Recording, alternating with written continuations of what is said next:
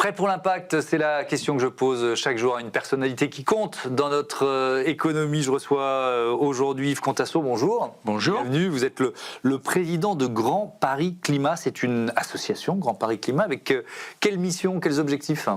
Alors, Grand Paris Climat, c'est une association qui a été créée un peu plus de 2 ans, en mai 2023, qui a mis du temps à se créer, mais c'est un travail préparatoire de plusieurs années pour fédérer l'ensemble des agences locales de l'énergie et du climat, ce qu'on appelle aussi les espaces conseils France Rénov', sur le territoire de la métropole, avec la métropole du Grand Paris. Donc, ce sont les membres fondateurs de cette association qui a pour objectif, évidemment, d'essayer d'accélérer la rénovation, je dis bien accélérer. Certains disent massifier, mais on est tellement loin de la massification que pour l'instant, il s'agit surtout d'accélérer pour tenir les objectifs nationaux de réduction des émissions de gaz à effet de serre, de la baisse des consommations d'énergie. Et donc, c'est notre job au quotidien, voilà, de faire en sorte d'aller plus vite et plus loin. Donc, 2 ans et demi d'existence. Est-ce qu'on peut peut-être s'appuyer sur des exemples d'actions que vous avez mené dans ce laps de temps pour bien comprendre sur quoi vous travaillez? Alors, nous n'avons pas vocation à travailler directement avec le public. Nous travaillons avec nos partenaires, que sont ces agences locales de l'énergie et du climat, avec évidemment aussi les structures, qu'elles soient de l'État, des partenaires comme les énergéticiens, etc. Et notre objectif, c'est de faire en sorte déjà qu'il y ait une homogénéisation des méthodes de travail au sein de toutes ces instances, que tout le monde partage les objectifs, que tout le monde... Le même niveau de connaissance peut-être? Alors, le même niveau de connaissance, d'information, si possible, des outils communs. Aujourd'hui, tout le monde n'avait pas, enfin, jusqu'à une époque récente, tout le monde n'avait pas les mêmes outils, voilà, techniques, etc. De faire de la formation beaucoup aussi. Je donnerai un exemple, faire en sorte que, par exemple, les architectes des bâtiments de France connaissent mieux les problématiques techniques de rénovation, et à l'inverse, que les conseillers des agences locales de l'énergie et du climat connaissent mieux les questions patrimoniales. C'est un exemple parmi d'autres. Évidemment, à chaque fois, on a cette volonté d'harmoniser, de faire en sorte que les gens travaillent mieux ensemble, au service, évidemment, des personnes qui ont besoin de rénover leur logement. Alors, j'ai vu très concrètement, il y a par exemple un guide d'intégration des panneaux solaires que vous avez édité, que vous avez publié. Alors, c'est pas nous qui l'avons conçu, c'est un travail qui a été fait par une agence locale de l'énergie et du climat avec son architecte des bâtiments de France. Et évidemment, comme c'était bien sur un territoire Grand Paris Sud-Ouest, on dit il faut que tout le monde l'utilise. Typiquement, c'est ça, c'est sortir de chacun dans son coin et faire en sorte que tout le monde utilise ce qui marche, ce qui est efficace. Et donc, à chaque fois, on progresse comme ça. Partager les bonnes pratiques. Alors, vous avez mené une riche carrière politique, porte-parole des Verts, cofondateur du mouvement Génération.s avec Benoît Hamon. Est-ce que cette présidence-là de Grand Paris Climat, c'est une autre façon de faire avancer vos idées? Est-ce que vous le percevez comme ça? Alors, d'abord, moi, j'ai jamais voulu avoir des activités mélangées. J'ai eu un parcours de syndicaliste, je ne voulais pas faire de politique en même temps. Ensuite, j'ai fait de la politique, j'ai abandonné mes activités syndicales. C'était à la CFDT, c'est ça? Voilà. Après, je me suis dit, je ne peux pas faire, je peux pas avoir des activités de responsabilité dans une association tant que j'ai un mandat politique. Et donc, comme je trouvais que j'en avais assez fait en politique en tant qu'élu, j'ai pris des responsabilités associatives après. Mais tout ça, c'est une même vision du monde, je dirais, de la société. Et il y a plein d'outils différents. Et heureusement qu'il n'y a pas que les politiques qui font avancer les idées. Heureusement, il y a les associations. Surtout en ce moment, mais même, je veux dire qu'il y a les associations, mais même les entreprises. Enfin, il y a plein de gens qui font avancer. Alors, pas toujours au même rythme, pas avec les mêmes outils, les mêmes moyens, mais du moment que ça va dans la même direction, il faut savoir utiliser les opportunités et les lieux. Alors vous avez, comme moi, pas mal d'expérience et donc je pense de recul ou de sagesse, je ne sais pas, mais là, on vit une période qui est quand même une période compliquée, de retour de bâton, de retour en arrière, que ce soit aux États-Unis ou en Europe. Vous vous dites quoi? C'est un mauvais moment à passer, ou au contraire, c'est le meilleur moment pour porter nos idées parce que c'est presque un combat culturel? Comment vous l'appréhendez, cette période? Alors, ce qu'on appelle ce retour de bâton ou backlash, il est normal. Il est normal parce qu'on arrive à un moment critique. Et donc, il va falloir choisir. Et on le voit bien, l'attitude de M. Trump aux États-Unis, c'est « je ne veux surtout pas revenir sur ma richesse personnelle d'ailleurs, hein, ou de celle de mes amis. Et en France, on a aussi ça. Quand on voit un certain nombre de grands patrons qui disent surtout ne touchons pas à nos profits, pas de réduction des inégalités, pas d'avancée dans le monde de l'environnement, parce qu'il y a un moment, il faudra choisir. Et il y a des limites physiques à la planète. Et donc, si on imagine pouvoir les dépasser, on va dans le mur. Mais certains se disent, c'est pas grave. Les générations futures se débrouilleront et nous, on en profite. Et donc, c'est là qu'il y a un moment critique, il va falloir choisir. Alors, je suis d'accord avec vous, mais sur le fait qu'il faut choisir, presque un modèle politique ou culturel, mais sauf que c'est leur intérêt personnel. Et par exemple, si on prend la géopolitique de Trump depuis un an qu'il est revenu à la Maison-Blanche, il y a toujours une dimension business. Il ne faut jamais oublier la dimension business. Comme il dit, il est transactionnel. Voilà. Mais au-delà de ça, il y a aussi le fait que ce qui marche dans le discours politique de ces listes-là, c'est qu'elles promettent aux citoyens, aux électeurs, aux consommateurs que finalement, ils ne seront pas obligés de changer grand-chose à leur façon de vivre, à leur mode de vie. Bon. Et c'est peut-être aussi ce qui rend difficile le discours des partis que vous avez soutenus pendant des années. C'est-à-dire que forcément, je pense que c'est le discours qu'on porte du sacrifice, du tournant erreur, qui sera mais douloureux. Ça, c'est une erreur majeure de communication des écologistes en général. C'est de laisser penser que tout le monde devra faire des efforts. Hein, alors ça va de l'eau du robinet qu'on laisse couler jusqu'à arrêter de prendre la voiture. Tout le monde n'est pas soumis évidemment aux mêmes contraintes. Quand on sait qu'il y a moins de 10% de la population, en France ou ailleurs, qui émet 50% des émissions de gaz à effet de serre, si simplement ces 10% s'alignaient sur les autres, on aurait fait un pas extraordinaire.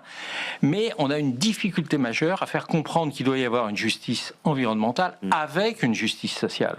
Et là, c'est un des points faibles, je dirais, des mouvements écologistes. Et c'est là-dessus que s'appuient ces populistes, en faisant croire que c'est les pauvres comme les autres qui vont être soumis à des restrictions, alors que franchement, la consommation des ménages les plus modestes, c'est pas elle qui pèse dans le dérèglement climatique. Si on prend je reviens au Grand Paris Climat et à son impact sur les projets, notamment les projets de rénovation énergétique. C'est-à-dire que vous êtes là pour conseiller quel impact réel vous commencez à percevoir, même si son existence est relativement récente. L'impact, c'est d'abord qu'on est de plus en plus écouté à différents niveaux. Là, on a travaillé avec l'ANA, on a travaillé avec la direction régionale du logement, etc. Parce que tout le monde reconnaît qu'il y a un besoin d'aller plus vite et de faire les choses un peu différemment. Je vous donne un exemple. Nous, on a proposé de créer un observatoire de la rénovation énergétique. Personne n'est capable de dire aujourd'hui réellement combien il y a eu de rénovation. Par quoi ça s'est traduit en termes de réduction des consommations énergétiques. Ce qui marche le mieux. Ce qui marche le mieux en termes, y compris de matériaux. Est-ce qu'on utilise plutôt tel ou tel type monogeste ou rénovation globale, monogeste, on sait à peu près que c'est pas le top, mais que des fois, pas le choix de faire autrement. Voilà.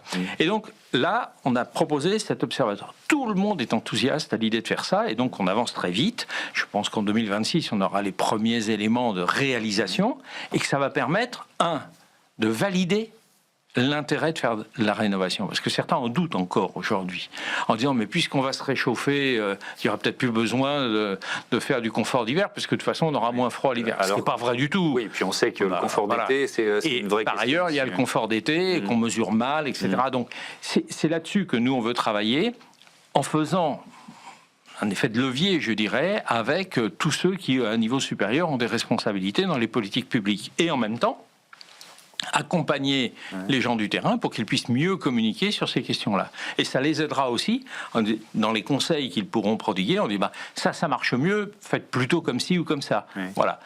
Vous dites qu'il faut une révolution du Grand Paris. Alors, pourquoi ? Qu'est-ce qui doit changer ? S'il faut une révolution, c'est qu'il y a quelque chose qui ne marche pas, quoi. Ce qui ne marche pas, quand la métropole du Grand Paris a été conçue et créée, il y a quand même déjà quelques années, tout le monde disait, entre les communes et la région, il manque un élément, un niveau intermédiaire. Un échelon, Voilà. Et depuis que la métropole a été créée, il y a un certain nombre des deux côtés, d'ailleurs, du côté des maires ou de la région, qui disent supprimons la métropole. Si c'est pour revenir à quelque chose qui marche pas, c'est pas terrible. D'accord. La vraie question aujourd'hui, c'est de donner beaucoup plus de moyens à la métropole pour qu'elle agisse plus efficacement. La métropole est naine financièrement parce que tout l'argent qu'elle perçoit repart dans les collectivités locales. Et donc, il faut qu'on lui donne beaucoup plus de compétences, beaucoup plus de moyens. Il n'y a pas de solution à beaucoup de problématiques environnementales au niveau inframétropolitain. La question de la pollution, la question des déplacements, la question des déchets, la gestion de l'eau, etc. Il n'y a pas de solution au niveau local, municipal. Ça n'est qu'au niveau métropolitain, à minima, on peut agir. Mais est-ce que c'est pas la région quand même le bon échelon administratif? Parce que j'entends vos arguments, mais on est déjà dans un pays où on a beaucoup d'échelons administratifs. Donc mais ça veut dire un transfert de compétences des communes ou des petites intercommunalités vers la métropole. Et la région devrait aussi céder une partie de ses prérogatives, notamment en matière économique ou de déplacement, pour que la métropole ait plus de pouvoir. Mais la région, c'est pas son job. La région, elle a un autre niveau d'intervention et elle ne peut pas tout faire. Elle aussi. Et d'ailleurs, la vraie question, c'est la taille de la région qui n'est pas à la bonne dimension. Elle devrait intégrer les marges de la région où les gens viennent travailler dans l'Île-de-France, voire à Paris, alors qu'ils sont dans d'autres régions. Ça n'a pas de sens non plus. Quelles difficultés vous rencontrez chez Grand Paris Climat pour là, on va parler de rentrer dans le détail des travaux de rénovation, pour mobiliser les habitants. Parce que vous dites, on est très loin de la massification. Il faudrait déjà commencer par accélérer. Donc ça veut dire qu'on a pris du retard. Les freins, quels sont les freins et comment vous les levez en fait? Il y a beaucoup de freins. Un des freins, d'abord, c'est l'absence de politique stabilisée sur une certaine période. On l'a vu cette année avec MaPrimeRénov' qui s'arrête, qui repart, qui s'arrête pour certains, pas pour d'autres, et puis on change les règles. Si vous prenez par exemple une copropriété, c'est l'essentiel du mode d'habitat sur la métropole. Les copropriétés, en gros, il leur faut 3 à 5 ans avant de mener à bien des travaux de rénovation. Le principe des assemblées générales très compliquées pour prendre les décisions, voter les travaux, etc., c'est 3 à 5 ans. Si les règles elles changent, les gens, ils se disent, on attend d'y voir clair, parce que si on décide aujourd'hui et puis que demain les financements qu'on imaginait ne sont pas là, ça ne marche pas. C'est une première règle. Le premier obstacle. Deuxième obstacle, quand même, c'est aussi ce qui reste à payer quand on fait des travaux. Ce qu'on appelle le reste à charge. Il y a des subventions, quelquefois assez conséquentes, mais pour un ménage modeste, s'il faut qu'il paye encore 20 ou 30 000 euros pour mener à bien une rénovation de son logement, il les fait pas, il peut pas. Et le modèle de financement français est un modèle qui ne marche pas, alors qu'on a des modèles en Allemagne, en Suisse qui marchent très très bien. Alors qu'est-ce qu'on pourrait importer? On pourrait importer déjà d'avoir une banque de la rénovation, comme il y a la KfW en Allemagne. Ça marche. C'est une banque qui est chargée de financer. Et puis, en lui appliquant le modèle suisse, où, en fait, quand on vous fait un crédit, vous n'allez pas rembourser l'intégralité du capital, mais vous allez rembourser des intérêts, simplement, et sur une période très très longue, ce qui fait que tous les mois, vous payez très peu, et vous n'avez pas cette contrainte d'avoir remboursé le capital. Et si vous vendez votre bien immobilier, c'est les successeurs qui prendront en charge ces intérêts. Et donc, en fait, on prête au bâtiment, on prête pas à la personne. Et c'est ça qui change philosophiquement la manière de travailler. On a tenté de convaincre le gouvernement. Certains ministres étaient pour, mais il y a un petit verrou qui s'appelle Bercy. Et comme dans beaucoup d'autres domaines, il est très difficile à déverrouiller. Et puis depuis 1 an et demi, c'est difficile de trouver les interlocuteurs aussi. Il y a eu pas mal de périodes de vacances gouvernementales. On a eu un jour sur 2 où il n'y avait pas de ministre en exercice. C'était des ministres qui expédiaient les affaires courantes. Un jour sur 2 quand même, souvenons-nous de ce chiffre. On va parler de la dimension qui est vraiment une dimension très parisienne et des monuments historiques. Et alors je vais vous donner un chiffre, c'est l'Institut Paris Région qui nous dit, alors ça va au-delà de Paris, en Île-de-France, 44% des logements se situent dans les périmètres des abords de monuments historiques et en tout 51% du parc se situe en zone protégée. Ça rejoint ces chiffres, ces statistiques, la question que celui qui était à votre place la semaine dernière, Hubert Boisredon, le patron d'Armor Group, voulait vous poser. On l'écoute. Alors bonjour Yves Contasso. Écoutez, je suis très impressionné par votre engagement pour le climat et notamment à Paris. Et donc ma question, c'est en fait comment pouvez-vous intégrer les énergies renouvelables dans la rénovation énergétique du Grand Paris et en particulier en respectant le patrimoine architectural parisien. Voilà, est-ce que ça crée des tensions entre ces deux objectifs et comment le réglez-vous ? C'est, j'imagine, un de vos défis principaux. Non. Non, C'est non, vrai non. C'est une apparence de contradiction. Oui. On a tenu hier précisément un colloque, c'est notre troisième colloque sur ce thème-là, patrimoine et rénovation. Oui. Est-ce que c'est un oxymore ou pas? Ben non. Au contraire, il faut simplement faire preuve d'imagination et dépasser souvent les apparentes contradictions qui sont liées à nos manières de voir notre histoire, nos habitudes, etc. Mais il n'y a aucun souci. On fait très très bien de la rénovation sur des bâtiments à forte valeur patrimoniale. Ça n'est pas techniquement compliqué. C'est simplement que l'approche n'est pas la même. C'est-à-dire qu'il faut dès le départ, avant même de faire des études sur je vais mettre une isolation comme ci ou comme ça, il faut se poser la question et travailler avec des architectes pour dire quelle est la nature de ce bâtiment, quelles sont ses spécificités, parce que chaque bâtiment est un cas particulier. Est-ce que la façade nord est la même que la façade sud? Est-ce que il va falloir que je fasse d'un côté l'isolation par l'extérieur, de l'autre côté une isolation par l'intérieur, etc. C'est très fin comme approche. Mais si on est capable de se mettre ensemble, Mais oui, mais ensemble, alors, oui. il n'y a aucune difficulté. Ok. Et il y a beaucoup de belles réalisations qui le démontrent. J'en doute pas, vous allez nous donner des exemples, mais le mot ensemble, il est très important parce que Bien sûr. Les architectes des domaines ne sont pas forcément des facilitateurs, vous voyez ce que je veux dire? Non, je généralise. On a, pas moi, mais alors je vais vous citer plein d'exemples d'amis Bien qui ont été sûr. confrontés à ces difficultés-là. Quoi. Alors, Donc, mais vous avez raison. et je dis pas, souvent c'est pour le bien de la ville, Mais de bien son, sûr. voilà, de son patrimoine, mais ça devient galère, quoi. Ben, c'est galère, pourquoi? Parce que très souvent, c'est une question de méthode. Oui. C'est-à-dire qu'effectivement, trop souvent, les gens se lancent dans un processus de rénovation et l'architecte des bâtiments de France, il arrive à la fin, il arrive avec un projet qui est ficelé. Et il dit, mais il va pas, le projet. Alors que s'il est associé dès le départ, ou que d'autres architectes sont associés dès le départ en intégrant cette dimension-là, le dialogue fait qu'il y a beaucoup moins de blocages. Il peut y avoir quelquefois des blocages, mais c'est assez facile de les dépasser. Voilà. Et donc, nous, par exemple, on est en train d'installer, on l'a fait, là, des réunions entre les ABF, les architectes des bâtiments de France, et les conseillers France Rénov' de chaque département. On fait des réunions. On en a déjà fait 3 sur les 4 départements qui nous concernent.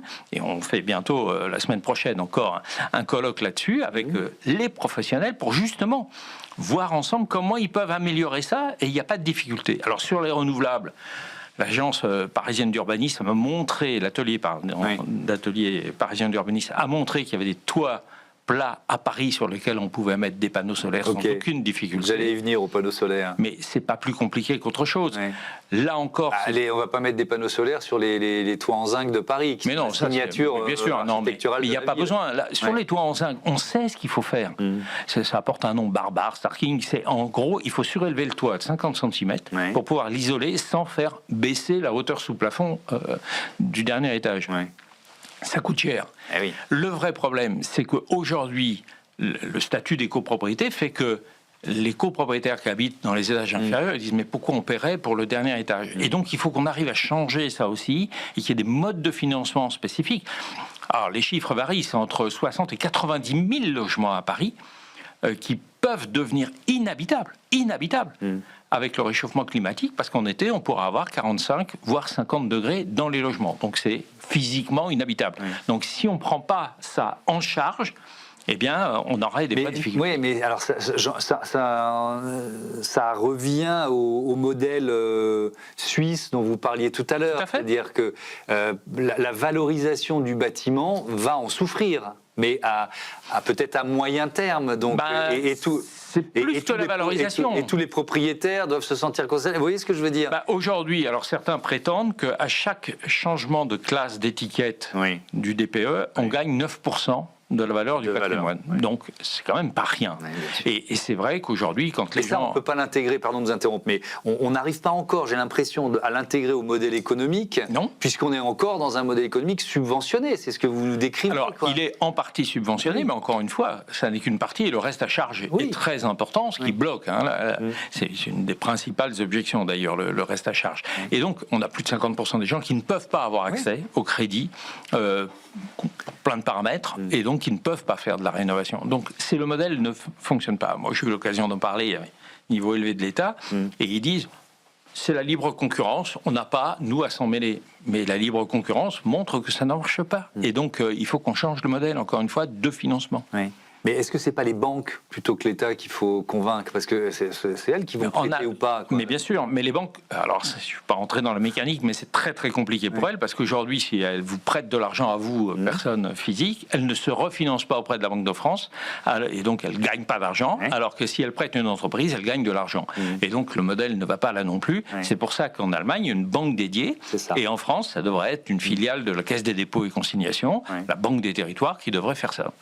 On l'a un peu évoqué, mais je voudrais qu'on reparle de ma prime rénov et de la politique générale de rénovation, avec effectivement cette prime qui a été suspendue, parce que bon, elle coûtait trop cher certainement au budget de l'État, parce qu'il y a eu quelques fraudes aussi, ne nous cachons pas derrière notre petit doigt.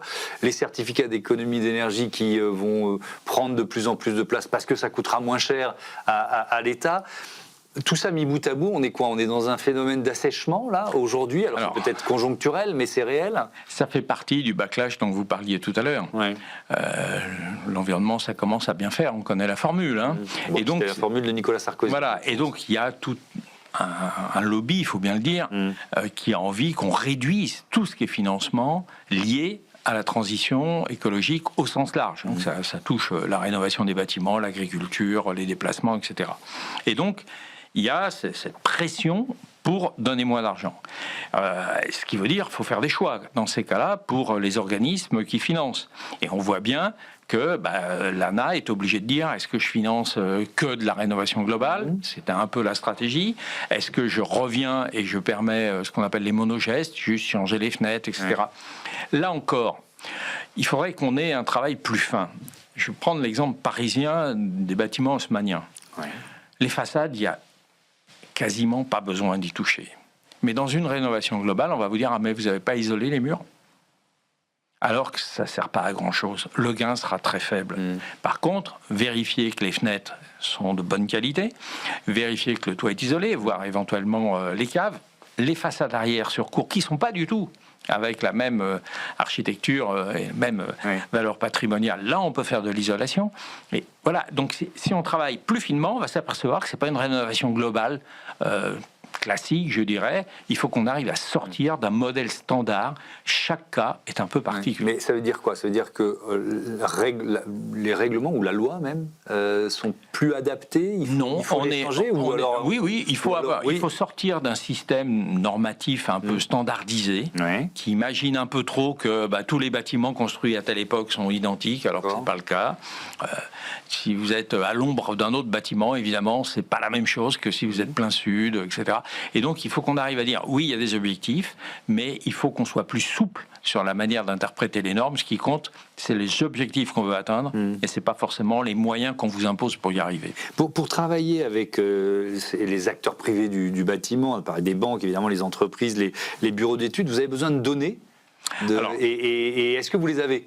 Alors, pour l'instant, personne ne les a. Elles sont émiettées, elles sont réparties un peu partout. Et c'est le sens de notre observatoire. On a réuni à peu près tous les gens qui ont des données. Et on leur dit, est-ce que vous êtes prêts à les mettre en commun pour qu'on puisse y voir clair? Tout le monde est d'accord. Maintenant, il va falloir le faire. Et c'est pas si simple. Et nous, ce qu'on s'est dit, c'est on va pas faire la grande révolution du jour au lendemain parce qu'on sait que ça marche pas, ça. Donc, ce qu'on va faire, c'est on va y aller brique par brique. Donc, l'ANA est très enthousiaste pour nous partager ces données. Les autres services de l'État sont d'accord. Il y en a même un qui va nous financer en partie pour y arriver.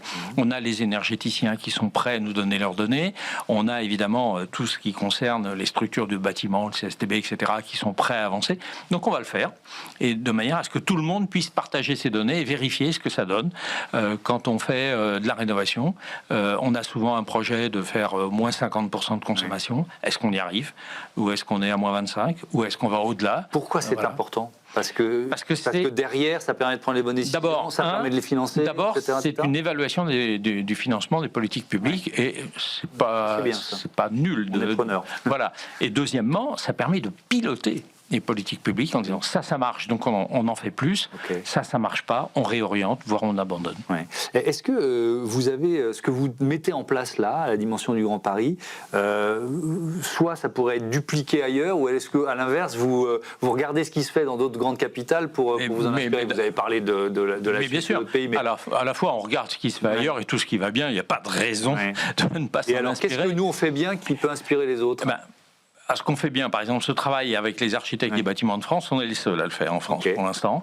Mais on sait que d'autres s'interrogent parce que ils disent aujourd'hui on a des tensions parce qu'on n'a pas assez dialogué, etc. Donc c'est regardé. Et l'ANA nous dit votre observatoire, si ça marche bien, ça sera sans doute un modèle qu'on pourra étendre à l'ensemble de la France. Vous voyez, donc il y a des choses qu'on fait comme ça qui permettent d'avancer. Sur le mode de financement, moi ce que je porte, ce qu'on porte en Paris Climat sur un autre modèle de financement, je sais que il y a des groupes à l'Assemblée nationale qui regardent ça d'un peu près parce que ça les intéresse aussi. Donc vous voyez, on est à un espèce de système de réseau, je dirais, extrêmement varié. Merci beaucoup Yves Contasso et à bientôt sur Be Smart for Change. On passe tout de suite à notre rubrique Start-up, l'univers de la santé.